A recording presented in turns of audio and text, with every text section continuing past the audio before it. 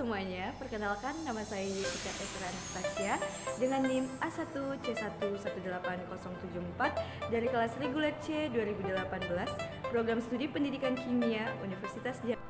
Baiklah, di sini saya akan menjelaskan atau mereview ulang materi tentang praktikum kimia fisik mengenai percobaan volume molar parsial yang mana memiliki tujuan yaitu dapat menentukan volume molar nyata dan kedua yaitu dapat menentukan volume molar parsial larutan dan zat terlarut.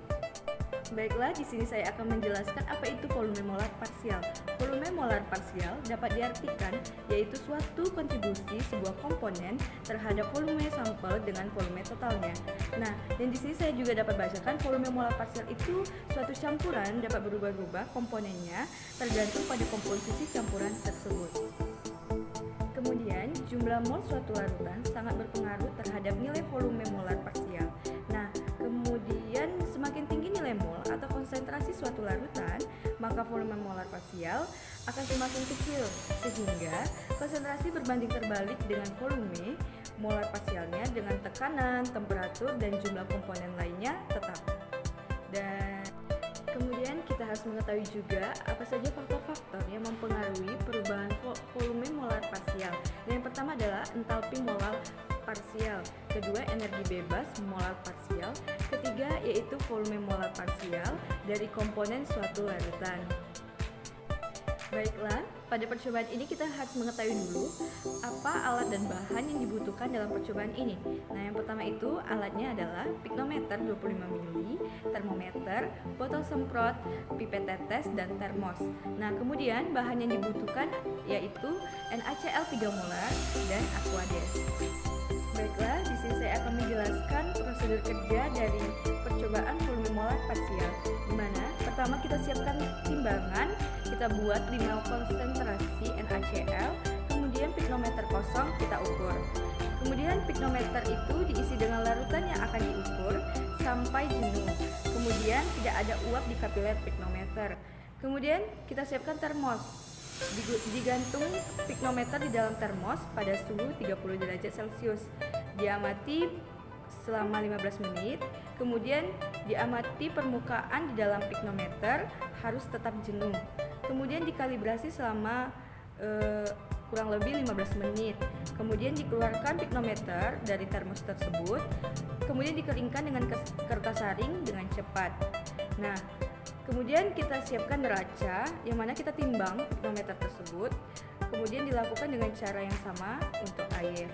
Dan hasilnya adalah pada percobaan kali ini mengenai percobaan volume molar parsial, kami tidak melakukan percobaan ini dikarenakan tidak tersedianya alat dan bahan pada laboratorium kami.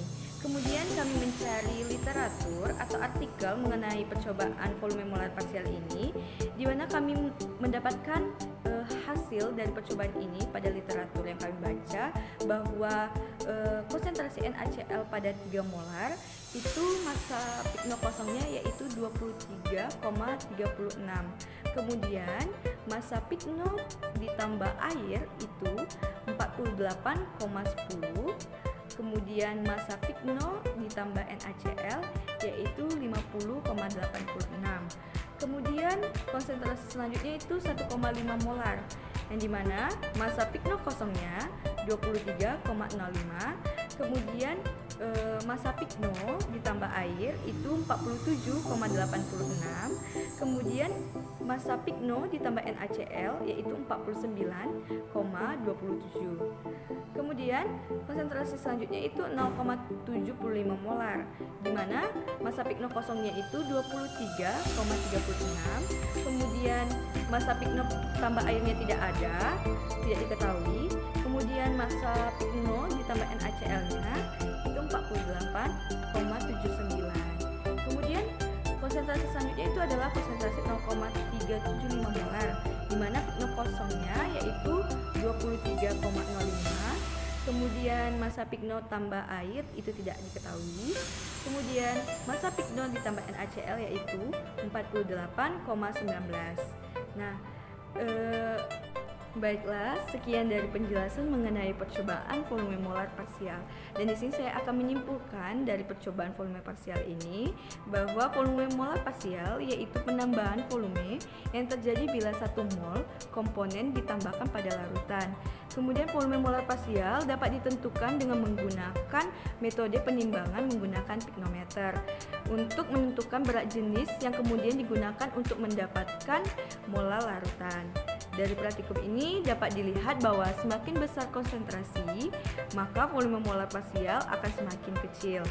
Hal tersebut terjadi karena konsentrasi berhubungan dengan N atau jumlah mol, sehingga pertambahan konsentrasi akan memperkecil volume molar parsial. Terima kasih buat yang sudah nonton video ini. Jangan lupa like, comment, and subscribe. Thank you for watching.